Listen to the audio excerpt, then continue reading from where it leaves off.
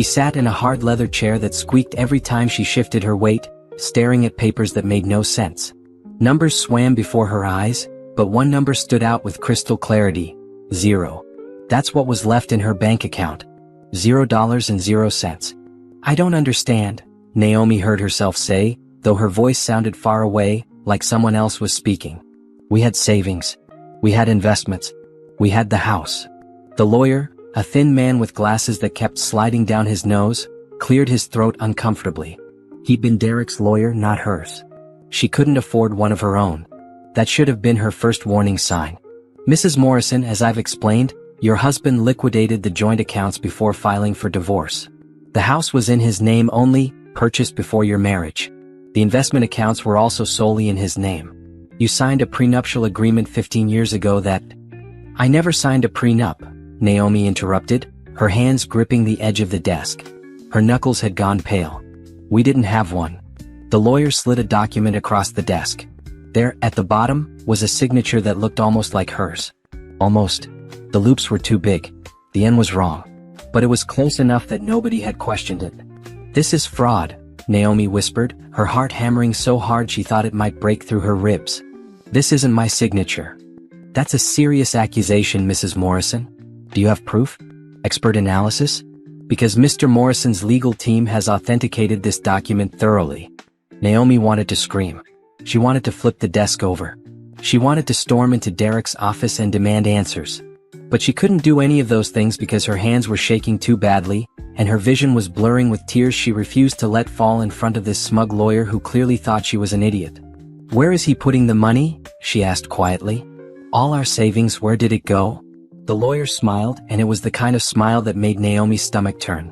"I'm not at liberty to discuss Mr. Morrison's private financial affairs. What I can tell you is that the divorce is final as of today. You have 30 days to vacate the marital home.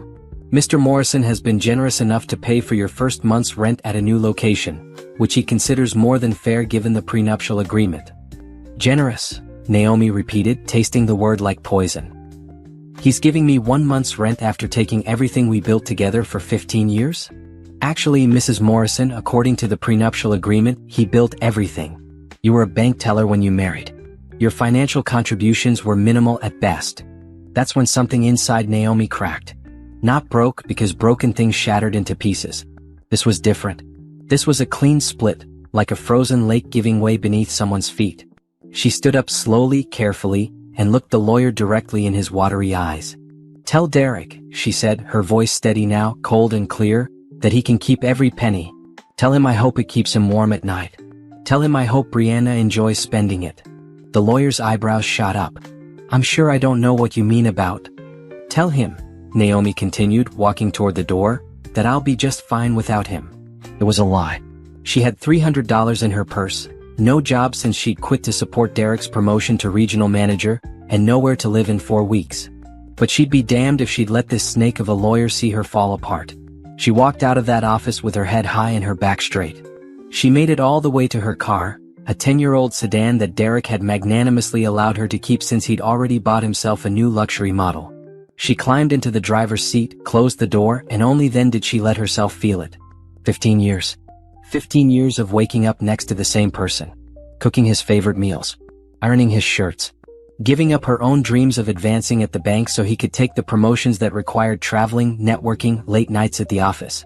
She believed in them, in their partnership, in their future. And he'd been planning this. For how long? How long had he been moving money, forging signatures, setting her up to walk away with nothing? Her phone buzzed. A text message from an unknown number. Against her better judgment, she opened it. The photo loaded slowly. Derek and Brianna, dressed in expensive clothes, standing in front of what looked like a beach resort. Brianna's left hand was prominently displayed, showing off a diamond ring so big it was almost vulgar. The message beneath read, "Thanks for making this possible. We're getting married next month in the Bahamas. No hard feelings, right?" Naomi stared at that photo for a long time. Brianna was younger, prettier, thinner. Her skin glowed with the kind of health that came from expensive facials and yoga classes. She was everything Naomi wasn't anymore. Everything Derek apparently wanted. No hard feelings? Naomi started to laugh. It came out harsh and bitter, echoing in the small car. Hard feelings didn't even begin to cover what she felt. Rage, yes. Betrayal, absolutely. But more than that, she felt stupid. So incredibly, massively stupid for never seeing this coming. She'd been the perfect wife. The supportive partner. The woman who made sure his life ran smoothly while her own dreams collected dust in the corner. And this was her reward. 1 month's rent and a mocking photo from the man who'd promised to love her forever and the woman who'd helped him destroy that promise. Naomi deleted the photo and blocked the number. Then she started the car and drove. She didn't know where she was going. Away from the lawyer's office. Away from the house that was no longer hers. Away from the life she'd thought was real but turned out to be nothing but smoke and mirrors. She ended up at the park where Derek had proposed. It seemed fitting somehow, coming back to where it all began. She sat on the same bench where he'd gotten down on one knee, where she'd said yes through happy tears, where she'd believed she was the luckiest woman alive. I'm going to survive this, she told herself, watching ducks glide across the pond. I'm going to be okay. But sitting there in the fading afternoon light, with no job, no money, no home, and no husband, Naomi had no idea how that could possibly be true. What she didn't know, couldn't possibly know as she sat on that bench feeling like her life was over, was that Derek had made one critical mistake. One tiny error in his perfect plan to erase her from his life and steal their future. He'd hidden all that money in a bank. A very specific bank. And in 30 days, when a lawyer's letter arrived at her tiny new apartment, everything was going to change. But that was 30 days away. Right now, all Naomi knew was pain and loss and the bitter taste of betrayal. Right now, she had to figure out how to survive until tomorrow. And the day after that. And the day after that. She pulled out her phone and started searching for job listings. Rent-controlled apartments. Government assistance programs. Her pride wanted to resist, but pride didn't pay bills. She'd do whatever it took. Clean houses. Wait tables. Stock shelves. Anything to keep a roof over her head and food in her stomach. Derek thought he'd destroyed her. Thought he'd left her with nothing. He was about to learn he was very, very wrong. Naomi remembered the exact moment she fell in love with Derek Morrison. It was a Tuesday afternoon 16 years ago, and he'd walked into Regional Trust Bank where she worked as a teller with a deposit slip and a smile that made her forget to breathe. She'd been 24 then, fresh out of community college with an associate degree in business administration and dreams of working her way up to bank manager someday. The job didn't pay much, but she was good at it. She liked helping people, solving their problems, making their days a little easier. Derek had been 29, working as a sales manager for a medical supply company. He'd been nervous that day, she remembered. His hands had trembled slightly as he handed her the deposit slip for his first big commission check. $7,000. It was the most money he'd ever seen at once. This is going to change everything, he told her, his eyes bright with hope and ambition. This is just the beginning. Congratulations, Naomi had said, meaning it. She'd processed hundreds of deposits, but there was something about his genuine excitement that made her smile. You must have worked really hard for this. 3 months of 18-hour days, Derek had admitted, leaning against the counter in a way that suggested he wanted to keep talking. But it was worth it.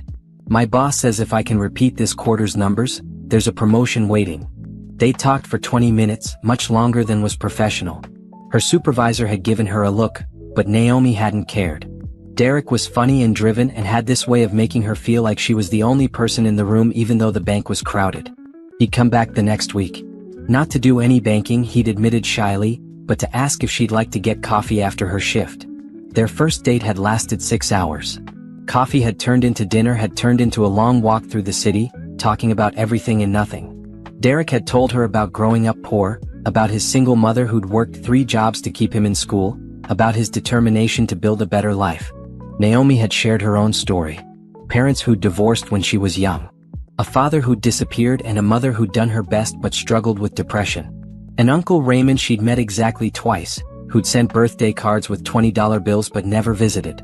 We're going to make it, Derek had told her that night, holding her hand as they sat on a bench overlooking the river. People like us were fighters. We don't give up. She believed him. God, how she believed him. They dated for 8 months before he proposed. It wasn't fancy. He'd taken her to this same park, gotten down on one knee with a simple gold band he'd saved for months to buy, and asked her to be his wife. I don't have much to offer yet, he'd said, and she remembered thinking his honesty was beautiful. But I promise you, Naomi, I'm going anywhere. 10 years from now, 20 years from now, I'll still be here. I'll still be yours. We're going to build something amazing together. She'd said yes without hesitation. The wedding had been small. Her mother and a few friends. Derek's mother, who'd cried through the entire ceremony. They'd honeymooned at a bed and breakfast 2 hours away because it was all they could afford.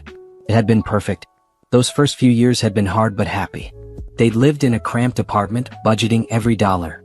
Naomi had kept working at the bank while Derek put in brutal hours trying to climb the corporate ladder. They'd been a team. When he'd studied for his MBA at night school, she'd quiz him on accounting principles while folding laundry. When she'd gotten sick with the flu, he brought her soup and ginger ale and terrible jokes to make her laugh. The promotion to regional manager had come in their 5th year of marriage. Derek had been ecstatic. The salary was more than double what he'd been making. They could finally buy a house, take real vacations, start thinking about the future. That's when things started to change, though Naomi hadn't recognized it at the time. The new position required traveling. 3, sometimes 4 days a week. Derek would come home exhausted, stressed, distant. Naomi had told herself it was just the adjustment period. The new job was demanding. He needed her support. When he'd suggested she quit her job at the bank, she'd hesitated. "I'm making good money now," Derek had argued. "We don't need 2 incomes anymore. And honestly, babe, it would help me so much if you were home to handle everything here. I can't focus on work when I'm worried about grocery shopping and paying bills and scheduling car maintenance." It had made sense at the time. Her salary was significantly less than his. And he was right that managing the household took time and energy. If she quit, she could take care of everything at home, giving him the freedom to focus on his demanding career. "Are you sure?" she'd asked. "I like working. I was hoping to get promoted to assistant manager soon." "Of course I'm sure. We're partners, remember? Your success is my success. And you'll have plenty to do. Plus, think of all the projects you can finally tackle. That novel you wanted to write. Learning to paint. Whatever makes you happy." So she'd quit. And at first it had been nice. She'd had time to deep clean the house, to try new recipes, to finally read all those books stacked on her nightstand. But the novel never got written. The painting supplies sat unused. Mostly she'd waited for Derek to come home and felt increasingly useless. The house had come 2 years later. A beautiful 3-bedroom in a good neighborhood. Derek had handled all the paperwork. She remembered him saying something about putting it in his name only for tax purposes, something to do with his company benefits. She trusted him. Why wouldn't she? Looking back now, sitting in her car outside the park where he'd proposed, Naomi could see all the warning signs she'd missed. The way he'd gradually stopped asking about her day. The late-night phone calls he'd take in another room.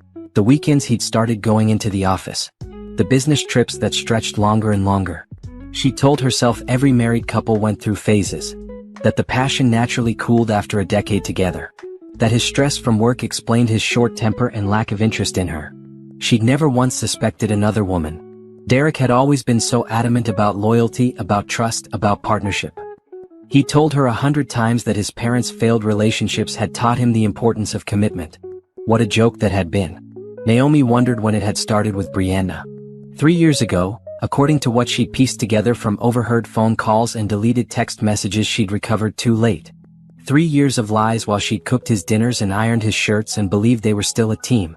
She remembered the night she'd found out. 6 months ago, though it felt like a lifetime. Derek had been in the shower and his phone had been on the kitchen counter.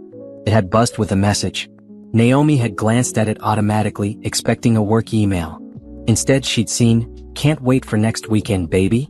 Tell your wife you have that conference. Love you." Her whole world had stopped spinning.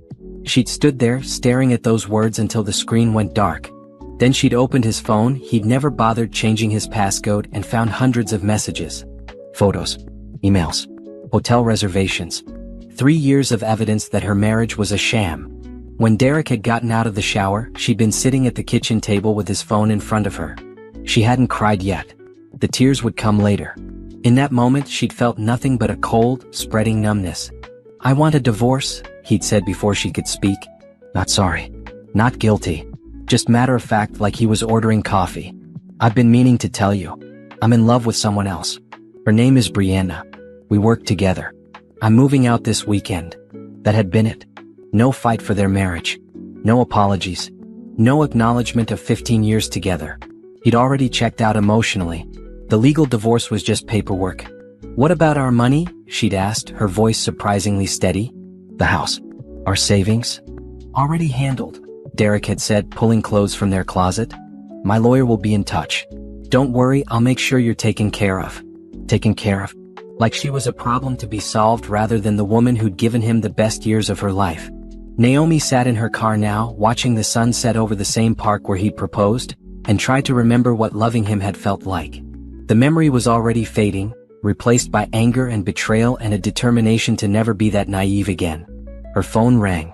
A known number. She almost didn't answer, but something made her press accept. "Is this Naomi Morrison?" a professional female voice asked. "Yes," Naomi said cautiously. "My name is Patricia Collins. I'm an attorney with Harris & Associates. I'm calling about your uncle Raymond Tucker. I understand he passed away 3 months ago, and we've been trying to locate his next of kin for estate settlement. Do you have a few minutes to talk?" Naomi sat up straighter. "I barely knew Uncle Raymond. I think I met him twice as a kid. Nevertheless, you're listed as his sole heir. There are some significant assets that need to be distributed. Would you be able to come to our office tomorrow at 10? "What kind of assets?" Naomi asked, her heart beginning to race. "I'd prefer to discuss the details in person, Ms. Morrison. But I can assure you, it's worth your time to attend this meeting." Naomi agreed and hung up, staring at her phone in confusion. Uncle Raymond had been her father's older brother.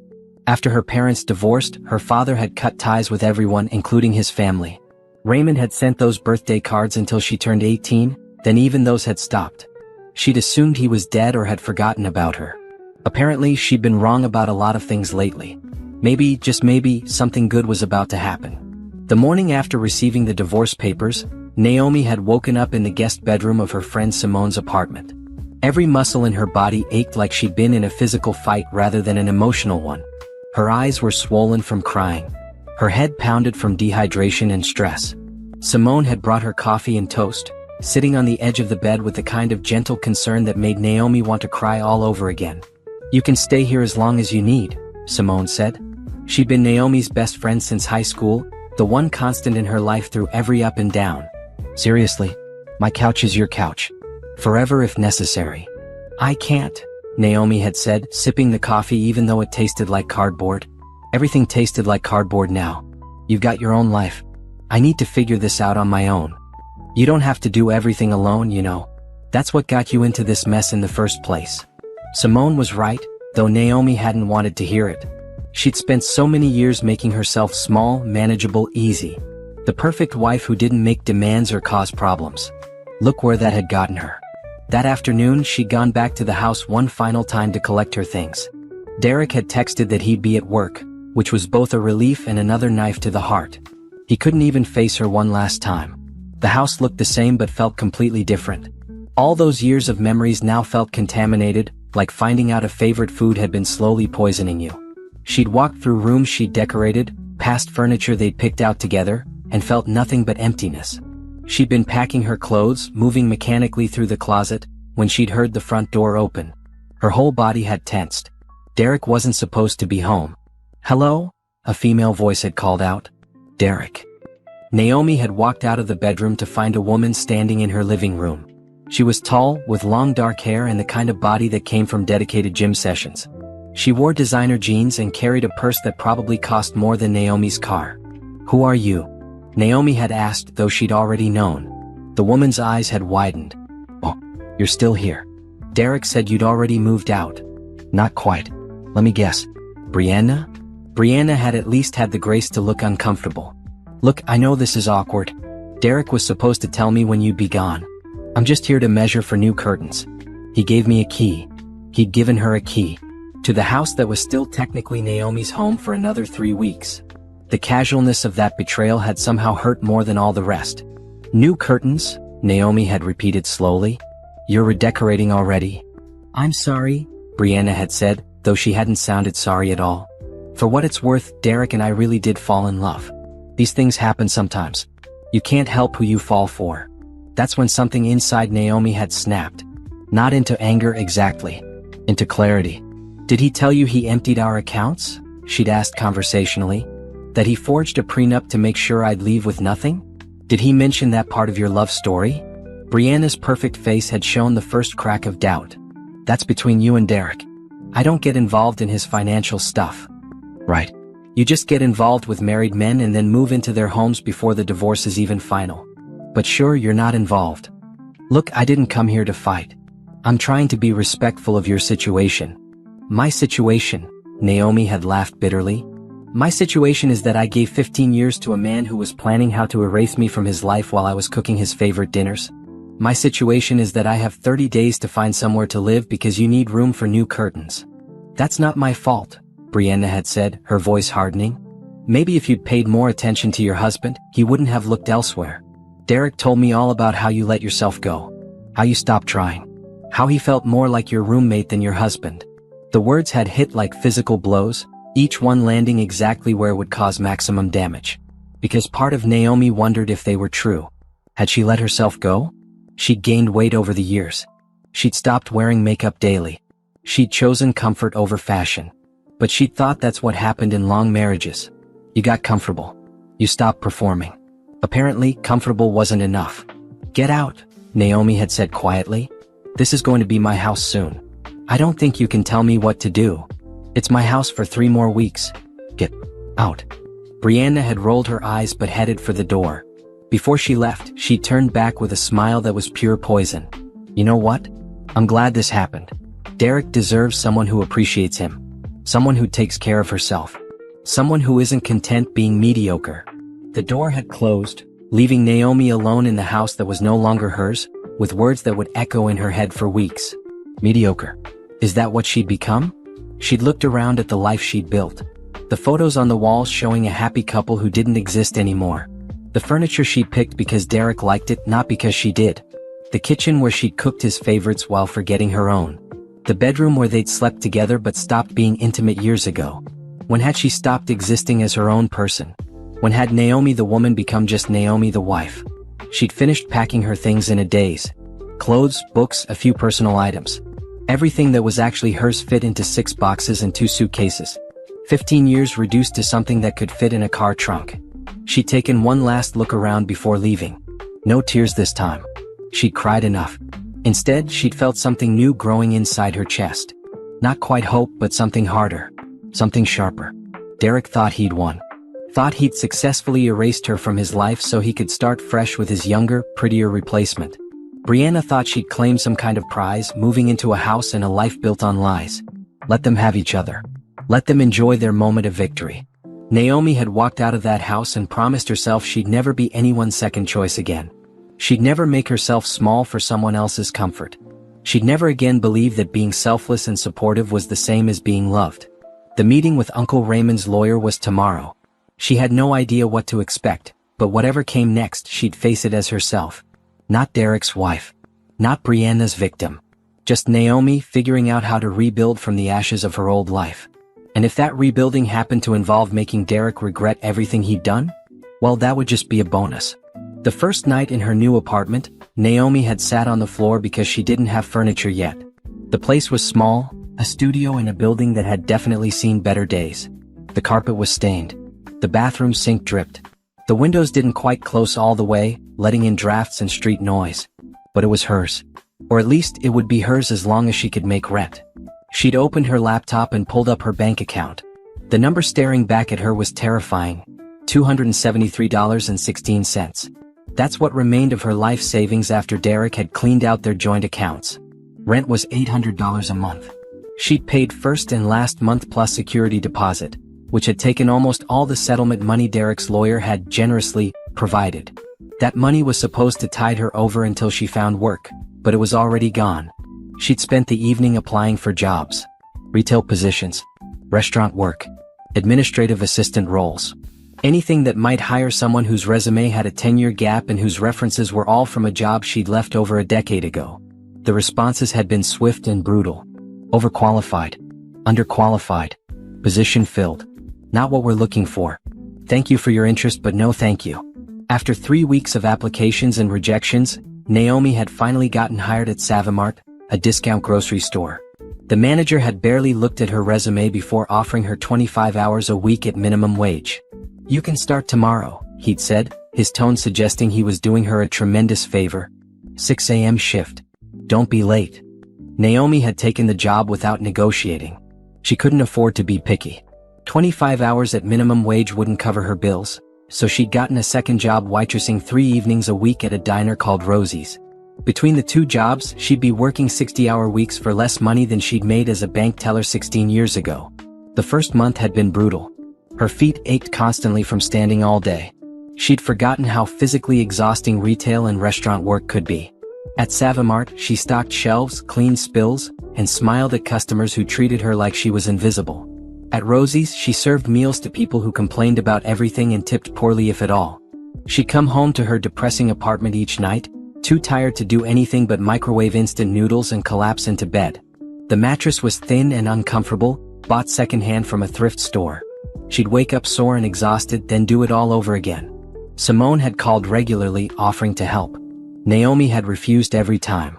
This was her mess to fix. She wouldn't drag her friend down into her disaster of a life. Money was a constant, gnawing anxiety. After rent, utilities, and food, she had almost nothing left. She couldn't afford internet, so she used the free Wi-Fi at the library. She couldn't afford her cell phone bill for 2 months, so she'd switched to a cheaper prepaid plan. She'd sold her wedding ring at a pawn shop for $200 and felt nothing when the clerk had barely glanced at it before making an insulting offer. Some nights, lying in bed listening to her neighbors fight through the paper-thin walls, Naomi wondered if Derek ever thought about her. Did he feel any guilt? Any remorse? Or was he too busy enjoying his new life with Brianna to spare a thought for the woman he'd thrown away? She'd seen them once, about 6 weeks after the divorce was finalized. She'd been walking home from her shift at Savamart, exhausted and sweaty in her uniform, carrying groceries she'd gotten with her employee discount. They'd been coming out of an expensive restaurant, laughing at something on Brianna's phone. Derek had looked good, healthy and happy and well-dressed. Brianna had been wearing a dress that probably cost more than Naomi's monthly rent. They'd been so absorbed in each other that they'd walked right past her without even noticing she was there. Naomi had stood frozen on the sidewalk, watching them get into Derek's luxury car and drive away. That's when the full reality had hit her. He'd moved on completely. She was less than a memory to him now. She was nothing. That night, she cried for the first time in weeks. Not gentle tears but ugly, gasping sobs that left her feeling hollowed out and raw. She'd let herself feel every bit of the pain and humiliation and rage. Then she'd washed her face, made herself some tea, and pulled out the stack of job applications she'd been working through. Giving up wasn't an option. Not because she was brave or strong, but because there was literally no alternative. She had to survive. She had to keep going. What else was there? The lawyer's letter had arrived on a Tuesday afternoon, 3 months after the divorce. Naomi had been getting ready for her evening shift at Rosie's when she checked her mailbox and found the thick envelope from Harris & Associates, attorneys at law. She'd almost thrown it away. Lawyers meant trouble. Lawyers meant more bad news. But something had made her open it anyway. Dear Ms. Morrison, this letter is to inform you that you have been named as the sole beneficiary in the estate of Raymond Tucker, deceased. Please contact our office at your earliest convenience to discuss the distribution of assets. Time-sensitive matters require your immediate attention. Naomi had read the letter 3 times, certain she was missing something. Uncle Raymond had left her something? That seemed impossible. They'd barely known each other. Why would he leave her anything at all? She'd called the number listed, half expecting it to be a scam. But Patricia Collins had answered, professional and businesslike, and scheduled an appointment for the following day. What exactly did he leave me? Naomi had asked. I'd prefer to discuss the details in person, Ms. Morrison. But I can tell you that your uncle's estate is quite substantial. I strongly encourage you to attend this meeting. Substantial. That could mean anything. Maybe a few $1,000s. Maybe some old furniture or family heirlooms. Whatever it was, it would help. Even a small inheritance could mean breathing room, maybe enough to stop working 2 jobs and get her life back on track. Naomi had called in sick to both jobs the next morning, the first time she'd missed a shift.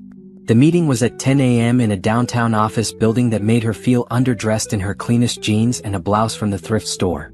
Patricia Collins's office was all dark wood and leather furniture and framed law degrees. The lawyer herself was a black woman in her 50s with silver hair and the kind of presence that commanded respect. Ms. Morrison, she'd said, shaking Naomi's hand firmly. Thank you for coming. Please sit down. I imagine you're curious about why you're here. Very curious, Naomi had admitted. I barely knew my uncle. Yes, I gathered that from my research. Raymond Tucker was an interesting man. Very private. Very shrewd. He made his fortune in banking and investments, but he lived modestly and stayed out of the public eye.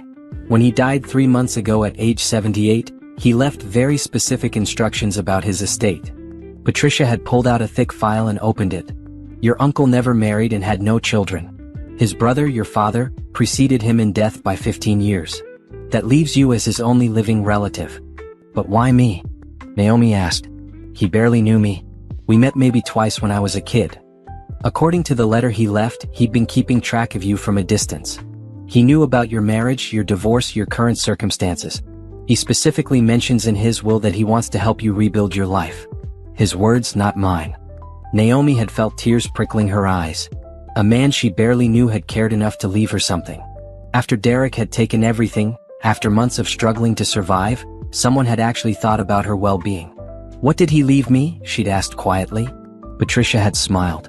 Ms. Morrison, your uncle Raymond was one of the founding investors in Regional Trust Bank. He owned a substantial share of the institution. And he's left those shares to you. The room had tilted. Naomi gripped the arms of her chair, certain she'd misheard. I'm sorry, what? You now own 65% of Regional Trust Bank, Patricia had said clearly, making you the majority shareholder and, effectively, the owner of the institution. The bank's current value is approximately $62 million. Your shares are worth approximately $40 million. Naomi had stopped breathing. The numbers were too big. They didn't make sense. $40 million. That couldn't be real. I think I'm going to pass out, she'd whispered. Patricia had gotten her water and waited patiently while Naomi processed the information. $40 million. She'd gone from having less than $300 in her bank account to being worth $40 million. This is insane, Naomi had finally said. This can't be real. I assure you it's very real. There are some legal procedures we need to follow, some paperwork to sign, but the estate is straightforward. Your uncle made sure of that. Within 2 weeks, you'll have full access to your inheritance and control of your shares. Naomi had sat there, stunned. Her first thought had been practical. She could quit her jobs. She could move out of that awful apartment. She could breathe again. Her second thought had been darker, more satisfying. Derek was going to lose his mind. Her third thought, the one that made her hands start shaking, was simple: revenge. The 2 weeks waiting for the estate paperwork to clear had been the longest of Naomi's life. She'd gone to work at Savamart and Rosie's in a daze, mechanically stocking shelves and serving food while her brain tried to process what was happening. $40 million. Owner of a bank. It didn't feel real. She'd catch herself doing math in her head at random moments. 40 million divided by her monthly expenses meant she'd never have to work again. Ever. She could live comfortably for the rest of her life without lifting a finger. But Naomi didn't want comfortable. Not anymore. She'd been comfortable with Derek, and look where that had gotten her. No, she wanted something different now. She wanted purpose. She wanted control. She wanted to matter. And she wanted Derek to know exactly how wrong he'd been about her. Patricia had called regularly with updates. The probate process was moving smoothly. The board at Regional Trust Bank had been notified that there would be a change in majority ownership. They were requesting a meeting with Naomi to discuss the transition. They're nervous, Patricia had said during one call. Your uncle was a silent partner. He let them run the bank without interference. They're worried you might want to make changes. Should I? Naomi had asked. That's entirely up to you. You're the majority shareholder. You can be as hands-on or hands-off as you'd like. But I'd suggest taking some time to learn about the business before making any major decisions. Regional Trust is a well-run institution. It would be a shame to disrupt that unnecessarily. Naomi had agreed. She'd spent her evenings at the library, using the free Wi-Fi to research banking regulations, corporate governance, and financial management. She checked out books on business strategy and leadership. If she was going to own a bank, she was damn well going to know what she was doing. The final paperwork had been signed on a Thursday morning. Patricia had walked her through each document, explaining what everything meant. Then she'd handed Naomi a folder containing bank statements, share certificates, and contact information for the Regional Trust Board members. Congratulations, Ms. Morrison, Patricia had said with a warm smile. You're now officially a very wealthy woman. Naomi had looked at the numbers on the bank statements. They still didn't seem real. The account balance showed $42,300,000 and change. More money than she could spend in 10 lifetimes. What happens now? She'd asked.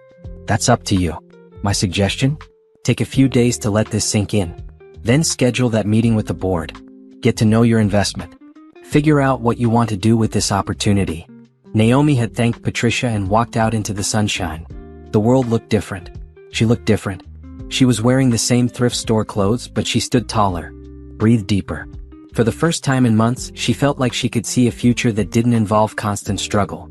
She'd gone straight to Savamart, found her manager in the break room. "I quit," she'd said simply. He'd barely looked up from his coffee. "Fine. Leave your vest at the front desk." No questions. No concern. She'd been completely replaceable. Part of her had wanted to tell him about the $40 million, to see his face when he realized he'd just dismissed a woman richer than he'd ever be. But that was petty and unnecessary. She'd removed her vest, left it on the desk, and walked out. Rosie's had been next. The dinner rush was just starting, but Naomi had found the owner and given her notice. "Effective immediately?" Rosie had asked, looking stressed. "Can you at least work out the week?" "I'm sorry, no. But I'd like to leave a tip for the other servers." She'd pulled out $500 in cash, payment from her last Savamart check, and left it on the counter. "That's for everyone working tonight. Split it however makes sense." Rosie had stared at the money like it might disappear. "Are you okay? Did something happen?" "Something good for once," Naomi had said. "Thank you for giving me a chance when I needed it." She'd walked out before the questions could continue. The freedom was intoxicating. No more early mornings. No more aching feet. No more smiling at people who treated her like she was invisible. Simone had been next. Naomi had shown up at her friend's apartment with Chinese food and an explanation that had taken 2 hours and left Simone speechless. $40 million, Simone had finally said. "Naomi, that's insane. That's absolutely insane." "I know. And you own a bank? Like actually own it?" 65% of it, yes." Simone had laughed, then cried, then hugged Naomi so hard it hurt. "This is the best thing ever. After everything Derek put you through, this is perfect. This is justice." "It feels like a dream," Naomi had admitted. "I keep waiting to wake up in my awful apartment with my shift at Savamart starting in an hour." "What are you going to do first?" Naomi had thought about that. The answer had come easily. "I'm going to learn everything about that bank. Then I'm going to make sure Derek finds out exactly how wrong he was about me being mediocre." The apartment hunt had been surreal.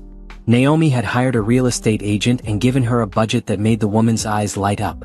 Within 3 days, she'd found a beautiful 2-bedroom apartment in a luxury building with a doorman, a gym, and a view of the city that made her breath catch. She'd signed the lease and moved in immediately. Bought furniture that she actually liked, not what she thought someone else would prefer. Hung art that spoke to her. Created a space that felt like her own. The first night in her new apartment, Naomi had stood at the floor-to-ceiling windows looking out at the city lights and let herself feel the full magnitude of what had happened. She'd gone from nothing to everything. From powerless to powerful. And she'd done it without Derek. Without anyone. Just her and an uncle she barely knew who'd seen something in her worth protecting. The meeting with the regional trust board was scheduled for Monday morning. Naomi had spent the weekend preparing. She'd read every document Patricia had given her twice. She'd researched each board member. She'd practiced what she wanted to say. She was nervous but ready. This was her chance to step into a new life. To prove to herself that she was more than just someone's discarded wife. And if that life happened to intersect with Derek's in interesting ways, well, she'd deal with that when it came. What she didn't know yet, what she wouldn't discover until she dove deep into the bank's account records, was that Derek had made one critical error. One mistake that would hand her the perfect revenge on a silver platter. He'd hidden his money in her bank. The Regional Trust Bank headquarters was a 12-story building in the financial district. Naomi stood outside Monday morning, looking up at the glass and steel structure, and tried to calm her racing heart. This was hers. Or 65% of it was, anyway. She dressed carefully in a new suit, professional and expensive. Her hair was styled. Her shoes were practical but elegant. She looked the part of a successful businesswoman, even if she didn't quite feel it yet. The security guard at the front desk directed her to the executive floor. The elevator ride seemed to take forever. When the doors opened, she was greeted by a receptionist who smiled warmly. "Miss Morrison? They're ready for you in the conference room. Right this way." The conference room was impressive. Long table, leather chairs, windows overlooking the city. 6 people stood as she entered, professional smiles fixed in place. The CEO, Charles Bennett, was a silver-haired man in his 60s who'd been running the bank for 20 years. He shook her hand firmly. "Ms. Morrison, welcome. We're glad to finally meet you." Your uncle spoke very highly of you, though he kept his family life quite private. Thank you, Naomi said, taking the seat at the head of the table because she was the majority shareholder and it was her right. I'll admit this is all new to me, but I'm eager to learn. The meeting lasted 3 hours. They walked her through the bank's operations, its financial health, its competitive position in the market. Regional Trust was successful but conservative, serving primarily middle-income customers and small businesses. They weren't the biggest bank in the region, but they were stable and profitable. Your uncle's investment philosophy was always long-term stability over short-term gains, Charles explained. We've maintained that approach and it served us well, especially during economic downturns. Naomi listened carefully, asking questions when things weren't clear. The board members seemed relieved that she wasn't planning to immediately shake things up. I'd like to take some time to really understand the business, she told them. Maybe shadow different departments, see how things work at ground level. Would that be possible? Of course, Charles said. We can arrange whatever access you need. You're the owner after all. Owner. The word still felt strange. After the meeting, Charles offered to give her a personal tour. They walked through the executive offices, then down to the main banking floor. Naomi watched tellers helping customers, loan officers reviewing applications, managers solving problems. It was all familiar from her own years as a teller, yet completely different from this side of the ownership structure. I'd like access to the full account database, Naomi said as they walked back toward the executive floor. I want to understand our customer base, see what kinds of accounts we're managing. Charles hesitated. That's quite a lot of data. Is there something specific you're looking for? Just general knowledge. I can't make informed decisions without understanding the details. Of course, I'll have IT set you up with full access. Though I should mention we have privacy protocols for customer information. Even as owner, there are regulations about. I understand, Naomi interrupted gently. I'm not looking to violate anyone's privacy. I just want to understand my own bank. By the end of the day, she had her own office, her own computer, and full access to the bank's systems. She stayed late into the evening, scrolling through account data, familiarizing herself with the interface. She wasn't looking for anything specific, or so she told herself. But when a name caught her eye in the private vault account list, her heart stopped. Derek Morrison. She clicked on the account details, her hands suddenly shaking. There it was. A private vault account opened 2 years ago. The current balance showed $732,418. $700,000. Hidden in an account at a bank she now owned. Naomi sat back in her chair, her mind racing. This had to be the money he'd taken from their marriage. The savings, the investments, all of it liquidated and hidden in a vault account at Regional Trust Bank. The irony was almost too perfect. He'd thought this money was safe, private, untouchable. He'd probably chosen Regional Trust specifically because it was a smaller, more discreet institution. Less scrutiny than the big national banks. He had no idea his ex-wife owned it. Naomi pulled up the complete account history. The initial deposit had been made 2 years ago, right around the time Derek had started acting more distant. $700,000, deposited in a single transaction. There had been no withdrawals since. He was just letting it sit there, growing with interest, waiting for the right time to use it. Her hands were shaking as she printed the account details. This was evidence. Proof that Derek had hidden assets during their divorce. That he'd committed fraud. She could take this to a lawyer. Sue him. Maybe even have him arrested. But was that the revenge she wanted? Legal action would be satisfying, sure. But it would also be public and messy and would tie her to Derek for months or years of court proceedings. There had to be a better way. Naomi spent the next 2 weeks learning everything about banking law and asset seizure. She had conversations with Patricia and with the bank's legal team, carefully asking hypothetical questions about what could be done if someone was found to have hidden assets illegally. The answer was clear. If someone had committed fraud during divorce proceedings by hiding assets, those assets could be frozen pending investigation. If the fraud was proven, the assets could be seized as part of the legal settlement. But Naomi didn't want to seize Derek's money. She wanted something better. She wanted him to know what it felt like to have everything taken away. To be left with nothing. To realize too late that he'd made a catastrophic mistake. The plan formed slowly, carefully. She'd let Derek keep his money. For now. Let him think he was safe. Let him enjoy his life with Brianna, secure in his wealth and his cleverness. And then, when the time was right, she'd show him exactly who owned his sense of security. 3 months after discovering Derek's account, Naomi had transformed her life completely. She'd moved into a beautiful house, not just an apartment. 3 bedrooms, a garden, a home office where she worked learning the intricacies of banking and finance. She joined the board meetings at Regional Trust, gradually asserting her authority. Charles and the other board members had been surprised by how quickly she'd learned, how competent she'd become. She wasn't just the figurehead owner. She was actively involved, asking smart questions and making sound suggestions. "Your uncle would be proud," Charles had told her after one particularly productive meeting. "You have a real talent for this business." Naomi had smiled. She did have a talent for it. She just hadn't been given the chance to discover that until now. She'd also started rebuilding her personal life. Simone had introduced her to a book club, where she'd met other women who'd become friends. She'd started taking art classes, finally using those painting supplies she'd bought years ago.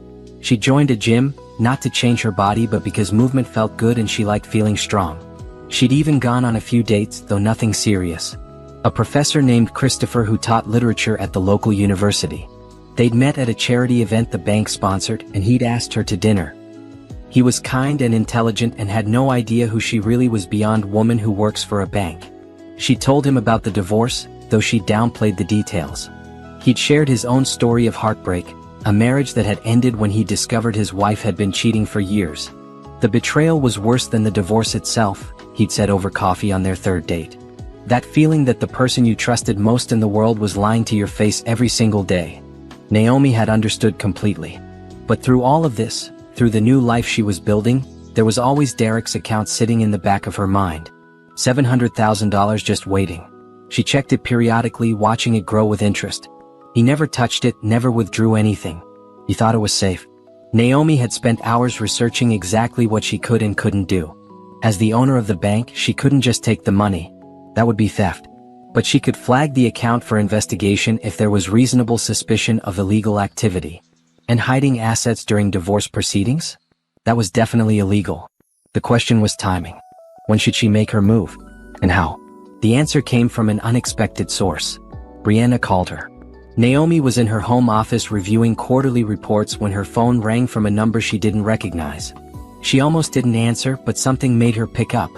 "Hello? Naomi? Just Brianna. Please don't hang up." Naomi's hand tightened on the phone. "What do you want?" "I need to talk to you. About Derek. Can we meet?" "Absolutely not. Please. I know you have every reason to hate me. I know what I did was wrong. But I'm asking you to hear me out. It's important. Nothing you have to say is important to me." "He's been lying to me too," Brianna said quickly, her voice breaking. "About money. About our future. About everything. I think he's planning to leave me the same way he left you, and I don't know what to do." Naomi should have felt satisfaction. Should have enjoyed hearing that Derek was treating his replacement exactly how he treated her. Instead, she just felt tired. "That's not my problem," she said. "I know. You're right. But please just give me 15 minutes. There's a coffee shop on Madison Street. I'll be there tomorrow at 2.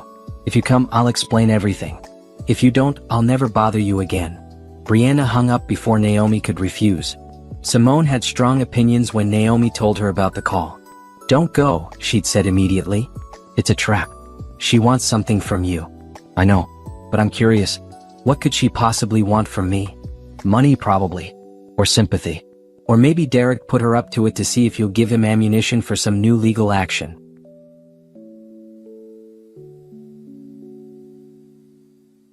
"I don't think so." She sounded genuinely scared. "So, she helped destroy your marriage. She called you mediocre. She doesn't deserve your help." Simone was right. Brianna didn't deserve anything from her. But Naomi found herself at that coffee shop at 2 p.m. anyway, driven by curiosity she couldn't quite name. Brianna looked different than she had 6 months ago. Thinner. More tired. Her expensive clothes couldn't hide the dark circles under her eyes. "Thank you for coming," she said as Naomi sat down across from her. "I wasn't sure you would. I have 10 minutes. Talk." Brianna wrapped her hands around her coffee cup. "Derek's been acting strange. He got really upset last week when I asked about buying a house. We're still in his rental, and I thought it was time to invest in property together. He got angry and said we didn't need to buy anything right now. That we should wait. So he doesn't want to buy a house. I'm still not seeing why this is my problem. That's not all. I found papers in his office. Legal documents. He's been consulting with a divorce lawyer. Naomi felt a tiny spark of satisfaction but kept her face neutral. Maybe he's just preparing for the future, making sure his assets are protected. That's what I thought. But then I found something else. Bank statements from an account I didn't know existed. He has over $700,000 hidden somewhere. Money he's never told me about. There it was. The reason for this meeting. And you think I know something about it? Naomi asked carefully. No. But you know him. You were married to him for 15 years. Did he have secret accounts when you were together? Did he hide money from you too? Naomi could have lied. Should have lied. But something made her tell the truth. Yes. He emptied all our accounts before filing for divorce. I left the marriage with nothing. Everything we built together, he took it all. Brianna's face crumbled. That's what he's going to do to me. He's planning it right now. Setting everything up so I'll be left with nothing while he walks away rich. Probably. What did you do? How did you survive? I worked 2 jobs. Lived in a terrible apartment. Figured it out. But you're okay now? You look good. Healthy. Happy. I got lucky. An inheritance I wasn't expecting. But before that, I spent months barely surviving. Thanks to your affair with my husband. Brianna flinched. I know. I'm sorry. I really am. I thought he loved me. I thought we were different. But he's exactly the same person he was with you. Maybe worse. Why are you telling me this? What do you want from me? I don't know. Help? Advice? Someone who understands what he's capable of. Naomi finished her coffee and stood up. Here's my advice. Get your own lawyer. Protect yourself. Don't trust anything he says. And don't expect me to feel sorry for you. She walked out without looking back. Brianna could figure out her own life. Naomi had done that without help, and so could she. But the conversation had given her valuable information. Derek was planning another divorce, which meant he'd want access to his hidden money soon, which meant it was time to make her move. Naomi sat in her home office that night, surrounded by documents and legal texts. She'd been preparing for this moment for months, gathering information, consulting with lawyers, understanding exactly what she could and couldn't do. The situation was delicate. Derek had committed fraud by hiding assets during their divorce. That was clear. But Naomi couldn't just freeze his account and take his money. That would be theft regardless of what he'd done to her. What she needed was a way to expose his fraud legally, let the system handle him, and watch from a distance as his carefully constructed lies fell apart. She called Patricia first thing in the morning. I need to understand something, Naomi said. If someone commits fraud during divorce proceedings by hiding assets, what are the legal consequences?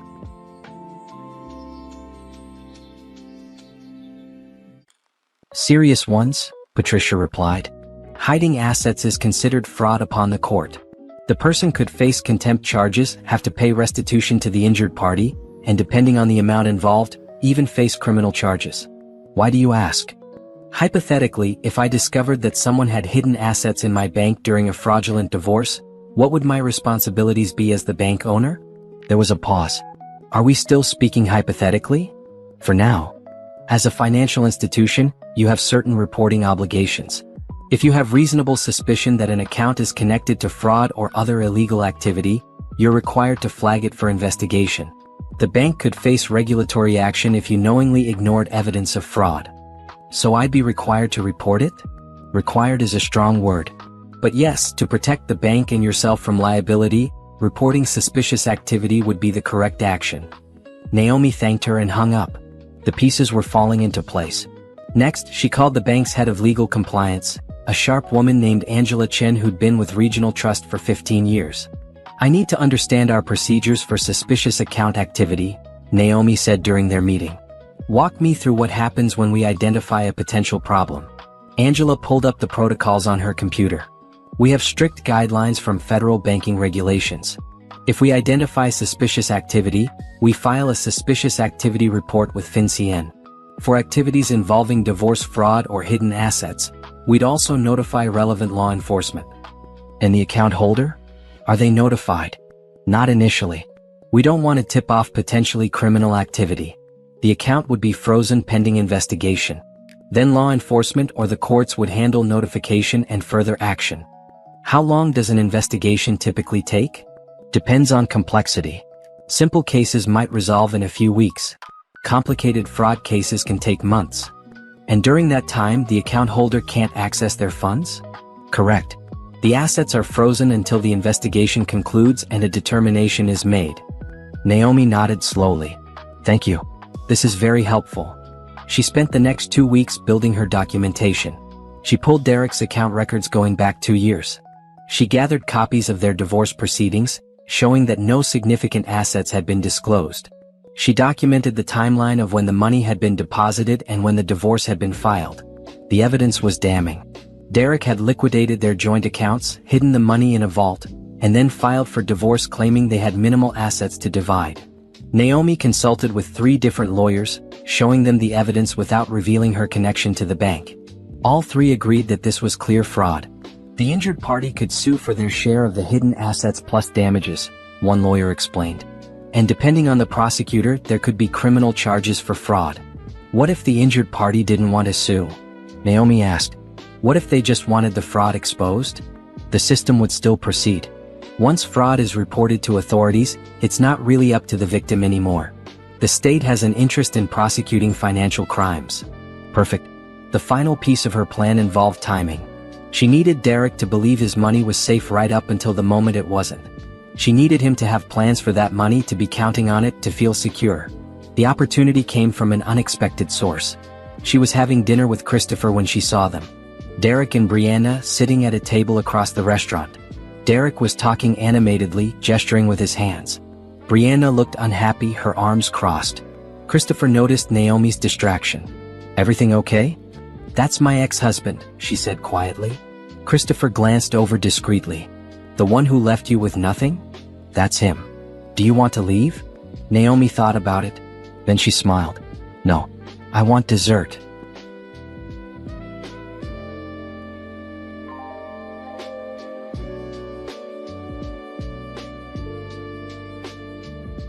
They stayed through coffee and dessert, Naomi making sure to laugh and enjoy herself. She noticed Derek noticing her. Saw his double take when he recognized her. Saw the confusion on his face when he took in her expensive dress, her confident demeanor, her obvious happiness.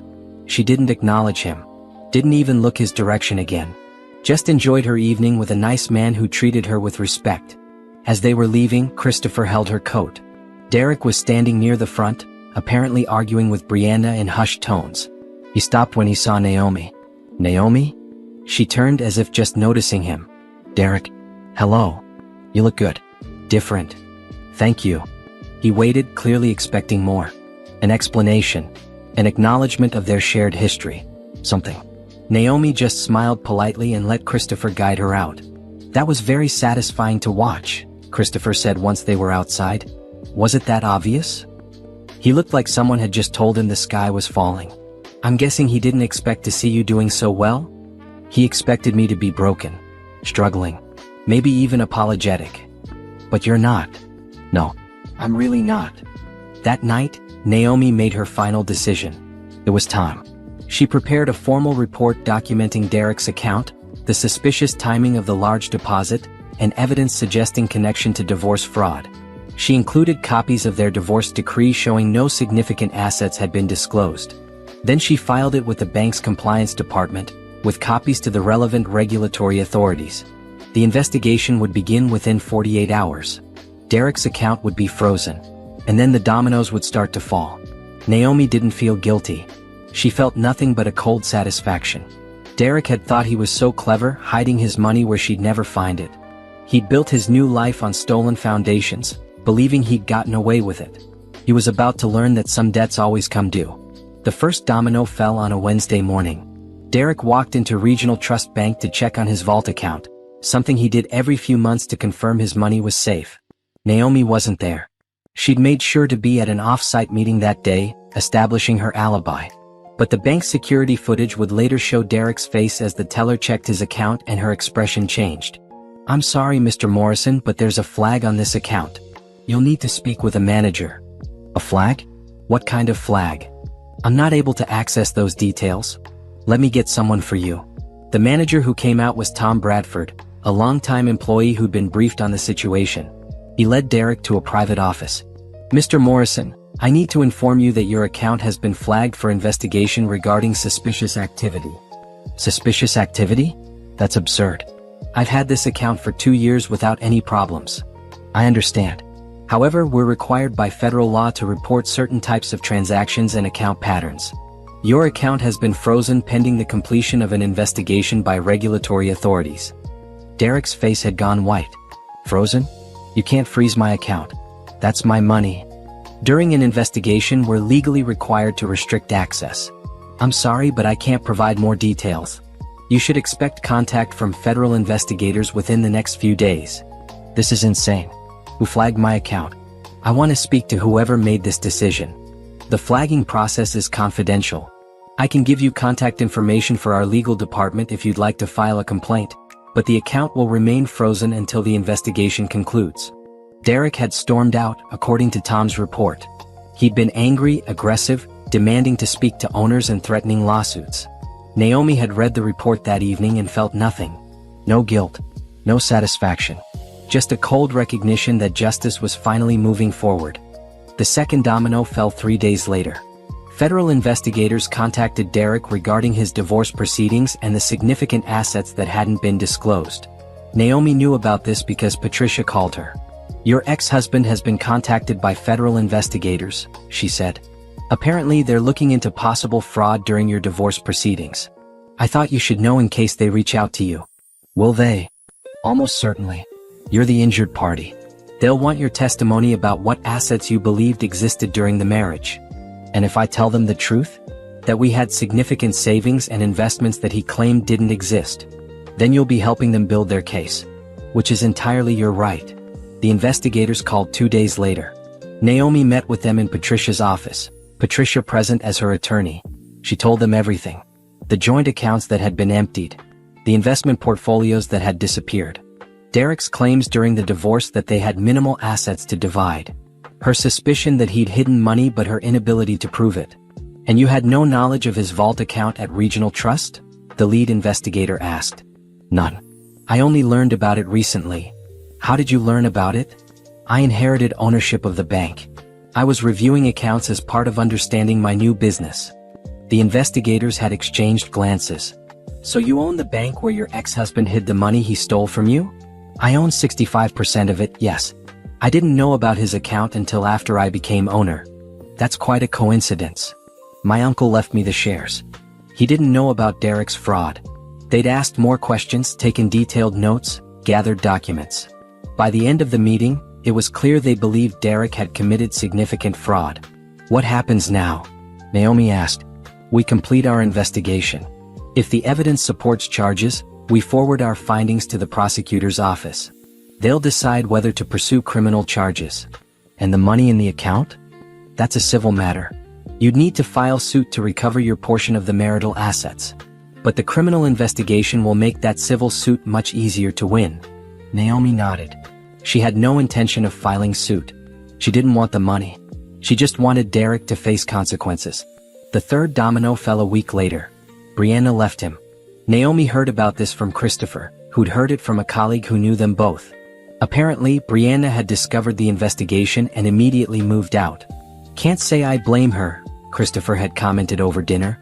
If I found out my partner had hidden hundreds of thousands in fraud money, I'd run too. Naomi had said nothing. She'd learned from Christopher that Brianna wasn't just leaving Derek. She was cooperating with investigators, providing testimony about Derek's admissions to her about hiding money from his first wife.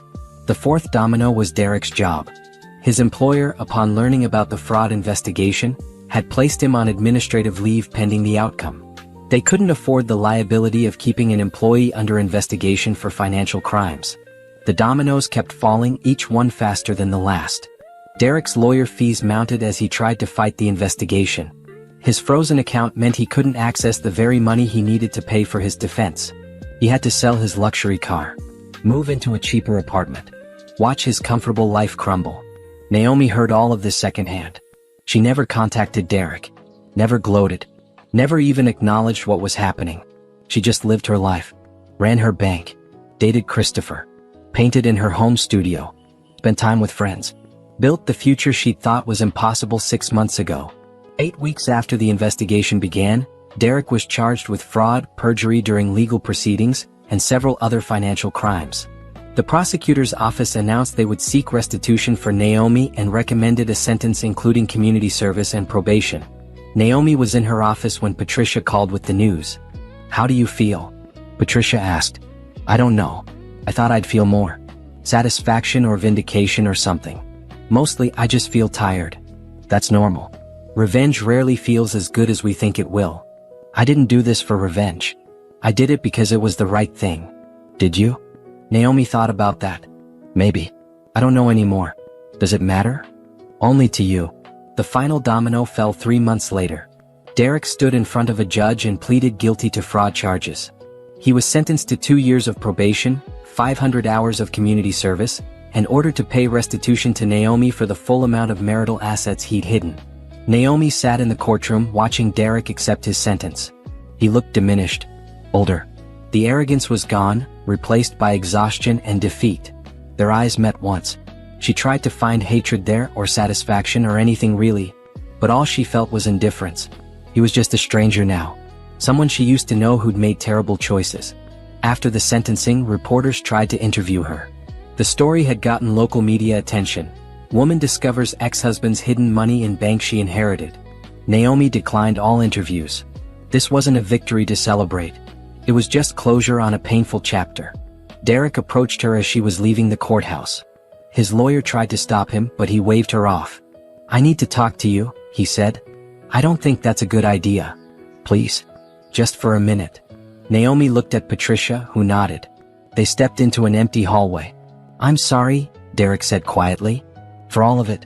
The cheating, the lying, the way I treated you. You deserved better." "Yes, I did." "You really own the bank? That part wasn't just media exaggeration? I really own it." He laughed bitterly. "Of all the places I could have hidden the money, what are the odds?" "Pretty low, I'd imagine. Are you happy now? Seeing me like this?" Naomi considered the question honestly. "I'm not happy you're suffering. But I'm not unhappy either. Mostly I just don't care. You're not part of my life anymore. I really thought you'd never amount to anything without me. That you needed me to matter. I know. That's what made it so easy to leave you behind." She walked away without looking back. Derek called after her, but she didn't stop. Patricia caught up with her outside. "You okay?" "I'm better than okay. I'm free." And she was. The weight she'd been carrying for months, the anger and hurt and betrayal, it was finally gone. Derek couldn't hurt her anymore. He was just a cautionary tale, a reminder of who she'd been and how far she'd come. The restitution money was deposited in her account 2 weeks later. $732,000, plus interest and penalties. Naomi looked at the number and felt nothing. She donated the entire amount to a women's shelter that helped survivors of financial abuse. The shelter director had cried on the phone when Naomi told her about the donation. "This will change so many lives," she'd said. "You have no idea how much good this will do." But Naomi did know. She'd been one of those women. Broke and broken with nowhere to turn. If that money could help someone else rebuild, then maybe it had served a purpose after all. Derek's punishment was complete. Her revenge, if that's what it was, had succeeded beyond what she'd imagined. Now she just needed to figure out what came next. 6 months after Derek's sentencing, Naomi stood on the balcony of her home, watching the sunrise paint the city in shades of gold and pink. She held a cup of coffee, the expensive kind she'd never bought when she was married because Derek preferred the cheap store brand. Small pleasures. That's what she'd learned to appreciate. The freedom to choose her own coffee. To paint at 2 in the morning if inspiration struck. To say no without having to justify herself. Regional Trust Bank was thriving under her leadership. She'd implemented new programs to help small business owners access capital. Started financial literacy classes for the community. Expanded services to underserved neighborhoods. Charles had told her at the last board meeting that her uncle would have been proud. Naomi hoped that was true. She'd never really known Raymond, but she felt connected to him through the gift he'd given her.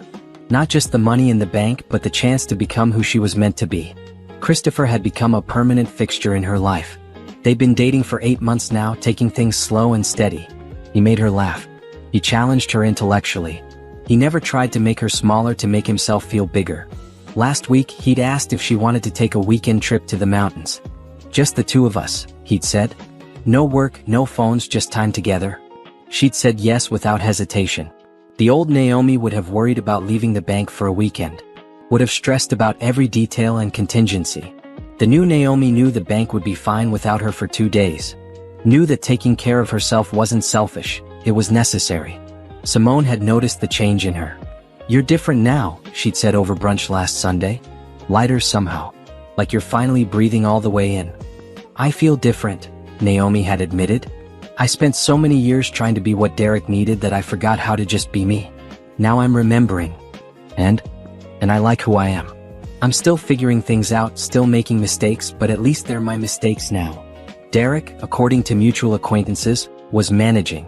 He'd completed his community service, working at various nonprofit organizations around the city. The work was humbling, they said. Cleaning offices, serving meals at homeless shelters, picking up trash in parks. He'd applied for a job at Regional Trust, apparently not knowing Naomi owned it. The HR director had called her personally to ask how to handle it. "Turn him down," Naomi had said without hesitation. "Politely, professionally, but definitively. I don't want him working here." "Understood. And for the record, even if you hadn't owned the bank, we wouldn't have hired someone with a fraud conviction for a financial institution." Derek had sent her one email after that rejection. She debated deleting it without reading, but curiosity won. "I know you had every right to turn me down. I know I don't deserve your forgiveness or your help. But I want you to know that I think about you every day. About how wrong I was. About everything I threw away. You were always enough. I just couldn't see it. I hope wherever you are, whatever you're doing, you're happy. You deserve to be happy."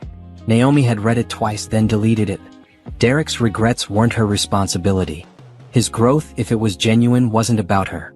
He needed to become a better person for himself, not to earn her forgiveness. She'd moved on. Really, truly moved on. The doorbell rang, pulling her from her thoughts. Christopher stood on her doorstep with a bouquet of flowers and a slightly sheepish smile. "I know we're not supposed to meet until tonight, but I couldn't wait. I wanted to give you this." He handed her a thin package wrapped in brown paper. Naomi opened it carefully to find a first edition of a book she'd mentioned loving months ago. "Christopher, this must have cost a fortune. You're worth it. Besides, I know someone who deals in rare books. I called in a favor." She kissed him, feeling grateful and lucky and absolutely present in the moment. "Want to come in for coffee? I was just thinking about how much my life has changed." They sat on her balcony talking about everything and nothing. Christopher told her about his latest research project. Naomi shared stories about the bank and the new programs they were developing. "You know what I love about you?" Christopher said after a comfortable silence. "You never act like you need to prove anything. You're just yourself. Confident without being arrogant. Strong without being hard. It's refreshing." "I didn't used to be this way," Naomi admitted. "I spent years making myself smaller. Easier. More palatable. Can I ask you something? About your ex?" "Of course. Do you ever regret how it all ended? The investigation, the charges, all of it?" Naomi considered the question carefully. "No. Derek made his choices. He committed fraud. He stole from me. The consequences were his to face, not mine to protect him from. If anything, I regret not standing up for myself sooner. You're remarkable, you know that?" She laughed. "I'm just someone who survived something hard and came out the other side. That's what makes you remarkable." Later that afternoon, Naomi drove to the women's shelter where she'd donated Derek's restitution money. She'd been invited to see how the funds were being used. The director, Maria, gave her a tour. They'd renovated living spaces, hired additional counselors, and created a job training program. "This woman, Sarah, she came to us 3 months ago," Maria said, introducing Naomi to a woman in her 30s. She'd been financially abused by her partner for years. No access to money, no job skills, nowhere to go. "Thanks to your donation, we were able to house her, get her enrolled in our training program, and help her find employment. She just signed a lease on her own apartment." Sarah shook Naomi's hand. "Thank you. You gave me my life back." Naomi felt tears prickling her eyes. "You gave yourself your life back. I just helped with the tools." On the drive home, Naomi thought about everything she'd lost and everything she'd gained. The marriage that had seemed like her entire world but turned out to be a cage. The poverty and struggle that had seemed insurmountable but had taught her resilience. The unexpected inheritance that had given her not just money but purpose. She'd lost Derek and gained herself. That was a trade she'd make every single time. That evening, getting ready for her date with Christopher, Naomi caught her reflection in the mirror. She looked different than she had a year ago. Not physically, though she'd certainly changed. But there was something in her eyes now. A confidence. A knowing. She'd survived the worst thing she could imagine and discovered she was stronger than she'd ever known. She'd faced betrayal and poverty and humiliation, and she'd rebuilt herself piece by piece. Derek had thought he was destroying her when he took everything. He'd actually set her free. The doorbell rang. Christopher, right on time, dressed nicely for their dinner reservation. "You look beautiful," he said, and she could tell he meant it. "Thank you. I feel beautiful." And she did. Not because of the expensive dress or the professional styling or the luxury home, but because she finally liked who she saw in the mirror. They had dinner at a restaurant Naomi had chosen. Not the kind Derek would have liked, but the kind she loved. Small, intimate, with incredible food and no pretension. Over dessert, Christopher took her hand. "I know we've been taking things slow, and I respect that, but I need you to know something. I'm falling in love with you, Naomi. Not who you were or who you're going to be. Just you, right now, exactly as you are." Naomi felt her heart squeeze. She wasn't quite ready to say the words back, but she was close. So close. "Thank you for that," she said softly. "For seeing me. For being patient. For not needing me to be anything other than myself. That's the only person I want you to be."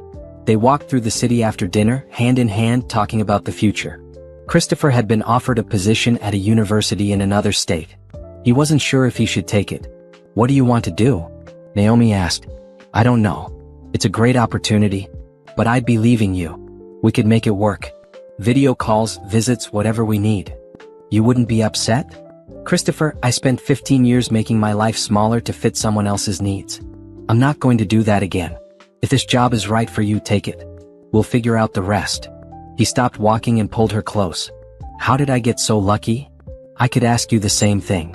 They kissed under a streetlight and Naomi felt happy. Genuinely, uncomplicated happy. No anxiety about the future. No resentment about the past. Just this moment, this man, this life she'd built from nothing. Later that night, alone in her home, Naomi pulled out a journal she'd started keeping. Dr. Harrison, the therapist she'd been seeing, had suggested it as a way to process everything that had happened. She wrote about Derek's sentencing. About seeing him diminished and defeated. About the surprising lack of satisfaction she'd felt. "I thought revenge would feel better," she wrote. "I thought watching him lose everything would heal something in me. But it didn't. Because the healing came from somewhere else. From building a new life. From learning to value myself. From understanding that his betrayal said everything about him and nothing about me." She paused, pen hovering over the page. "I forgive him," she wrote, surprising herself. "Not because he deserves it. Not because what he did was okay. But because holding on to anger was keeping me tied to him. And I don't want to be tied to him anymore. I want to be free." And she was free. Finally, completely free. The next morning, Naomi woke up early and went for a run. Something she'd started doing a few months ago, not to lose weight or change her body, but because she enjoyed it. Because it made her feel strong and alive. She ran through the park where Derek had proposed all those years ago. The same bench where she'd sat heartbroken, believing her life was over. She smiled at the memory of that devastated woman. If only she could have told her past self what was coming. The pain, yes, but also the growth. The struggle, yes, but also the triumph. "You're going to be okay," she whispered to that memory. "Better than okay. You're going to be extraordinary." At the bank on Monday, Charles called her into his office. "The board wanted me to thank you personally," he said. "Our profits are up 32% since you took over. Employee satisfaction has never been higher. You've transformed this institution." "We did it together," Naomi said. "I just brought some new ideas. You brought vision, leadership, heart.